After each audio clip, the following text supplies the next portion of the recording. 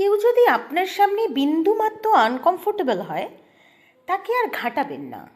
কেউ যদি নিজের ফিনান্সিয়াল সিচুয়েশন ভেবে আপনার প্ল্যানে ইনক্লুড না হয়, তাকে অযথা খোঁচা মারবেন না। নিজের আড়ম্বর বিলাসিতা নিয়ে কারোর সামনে অযথা শো অফ করবেন না। হয়তো সামনের মানুষটার সেটা স্বপ্ন হতে পারে, সেও লড়ছে, তবু পাচ্ছে না। কেউ যদি আপনার সামনে কাঁদতে না পারে, তবে তাকে টেকেন ফর গ্র্যান্টেড করবেন না।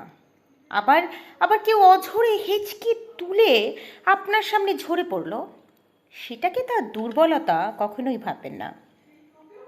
কেউ সবসময় আমার খারাপ লাগছে বলতে না পারলে তাকে ইন্ট্রোভার্ট ট্যাগ লাগিয়ে দেওয়া যায় না। অন্যদিকে এক টোকাতেই যে সব গলগল করে বলে ফেলল, তাকেও অসহায় বলে মনে করবেন না। আমরা প্রতিটা মানুষ আলাদা, প্রত্যেকের নেচার আলাদা, প্রত্যেকেই একটা হাসি মুখের আড়ালে অসংখ্য মুখোশ নিয়ে বেঁচে আছি। দুঃখ মেপে সেখান থেকেই ফোঁটা ফোঁটা সুখ সিঁচে আমরা জমিয়ে রাখছি। ওই যেমন রবি ঠাকুর বলেছিলেন না, আমার হিয়ার মাঝে লুকিয়েছিলে, দেখতে আমি পাইনি, তোমায় দেখতে আমি পাইনি। অর্থাৎ একমাত্র বুকের গহীন গহ্বরেই পৃথিবীর কোনো আলো পৌঁছায় না।